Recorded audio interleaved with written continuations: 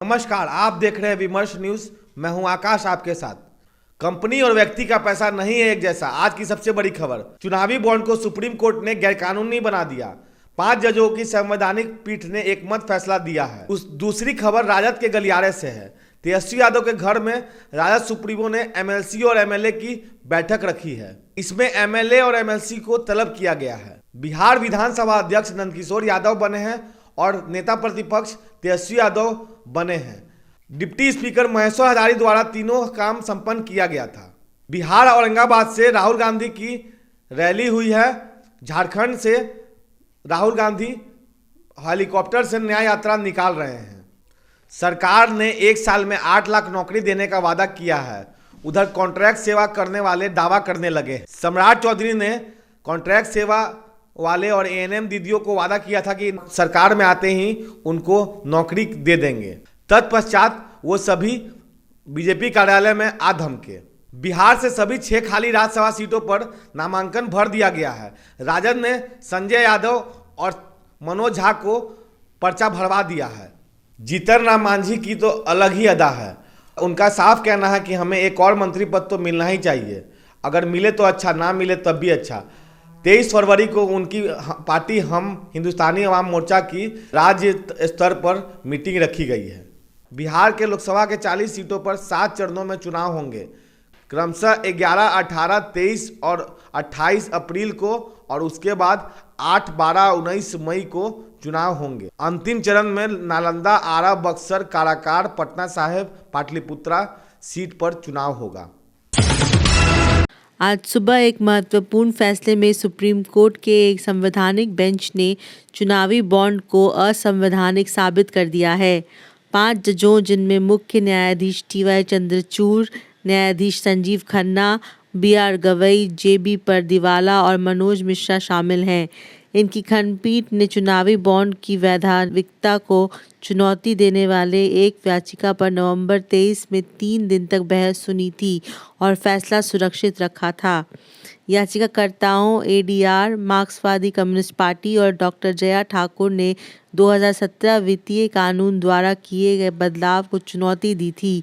इन बदलावों ने ही चुनावी बॉन्ड की राह बनाई थी।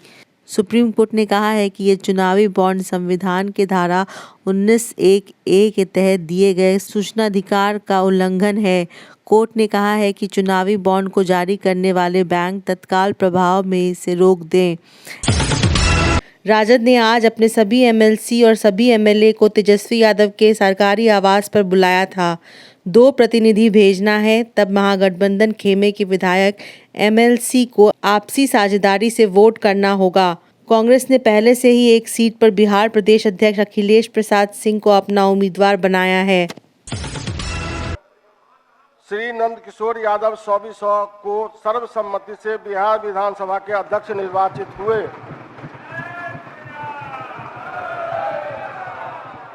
अब मैं माननीय मुख्यमंत्री जी एवं माननीय नेता विरोधी दल श्री तेजस्वी प्रसाद यादव जी से आग्रह करता हूं कि माननीय अध्यक्ष को आसन पर लाने की कृपा करें।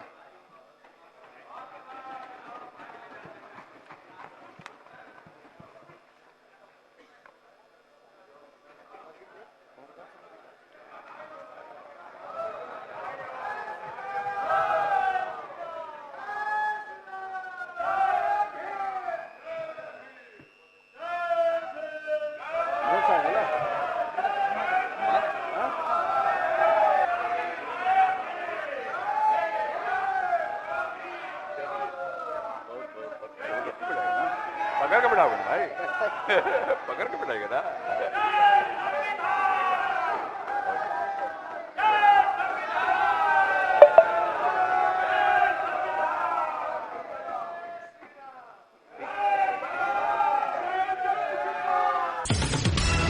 पटना के राजनीतिक गलियारे से एक खबर यह है कि अब इंडिया गठबंधन या महागठबंधन के दल कांग्रेस और CPI-ML लोकसभा में अपने ज़्यादा प्रतिनिधि चाहते हैं। गठबंधन से जदयू के अलग हो जाने के बाद अब कांग्रेस 10 से ज़्यादा लोकसभा चुनाव में प्रतिनिधि देना चाहती है और CPI-ML 5 से ज़्यादा लोकसभा सीट में उम्मीदवार देना चाहती है। बिहार से राज्यसभा के लिए 4 स्थान पर नाम कल तक ही आ गया था। इधर राजद ने भी शेष 2 सीट पर अपने उम्मीदवार को घोषित कर दिया था। राजद खेमे से प्रोफेसर मनोज झा फिर से राज्यसभा में भेजे जाएंगे। दूसरे संजय यादव हैं और ये तेजस्वी यादव के सहायक के रूप में कार्यरत थे। जब इन 2 नामों को घोषित किया गया तब जनता दल यूनाइटेड के नीरज ने अनावश्यक एक टिप्पणी की। जदयू प्रवक्ता ने कहा कि आरजेडी राज्यसभा में पुराने लोगों को नहीं भेज रही है। सबसे अमीर लोगों का नरेंद्र मोदी जी ने 14 लाख करोड़ रुपया कर्जा माफ किया है। 14 लाख करोड़ रुपया पूरी की पूरी नरेगा को चलाने के लिए 1 साल के लिए 70,000 करोड़ रुपए। सबसे गरीब लोगों के लिए 1 साल में 70,000 करोड़ रुपए। और सारे के सारे अमीर लोगों ने कहा देखो यह पैसा जाया हो रहा है। 70,000 करोड़ रुपए मनरेगा में जाते हैं और 14 लाख करोड़ रुपए हिंदुस्तान के 10-15 सबसे अमीर लोगों का 1 सेकंड में कर्जा माफ हो जाता है। अखबार में नहीं आता। क्यों? क्योंकि अखबार उनके। जीतन राम मांझी ने कहा है कि उनकी पार्टी से एक और मंत्री बनाएंगे तो यह अच्छा है। फिर उसी अंदाज में उन्होंने यह भी कह दिया कि मंत्री सीट नहीं भी देंगे तो भी अच्छा है। इसके साथ उन्होंने कहा कि अच्छा हुआ कि नीतीश कुमार बड़े ही मौके से महागठबंधन से बाहर निकल आए हैं। आपकी जानकारी के लिए बता दें कि जीतन राम मांझी बिहार मंत्रिमंडल में हम पार्टी के 4 विधायकों में से एक और को स्थान दिलाना चाहते हैं, लेकिन इसके लिए पर भी करने का उनका अंदाज बहुत ही निराला है। इसके पहले उन्होंने यह कहा था कि उनके बेटे को दलित और आदिवासी कल्याण विभाग तो दे दिया, परंतु कोई महत्वपूर्ण विभाग नहीं दिया।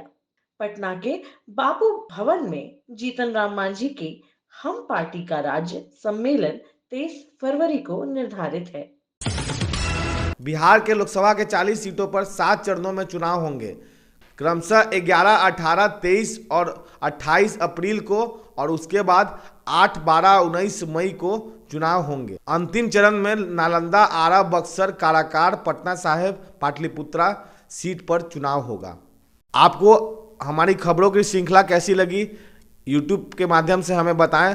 अगर आप हमारे चैनल को सब्सक्राइब नहीं किए हैं तो सब्सक्राइब कर दें और बेल आइकन दबा दें ताकि आपको हर नोटिफिकेशन मिलता रहे। तब तक के लिए कैमरा पर्सन ब्रजेश के साथ मैं आकाश, विमर्श न्यूज़ पटना। धन्यवाद।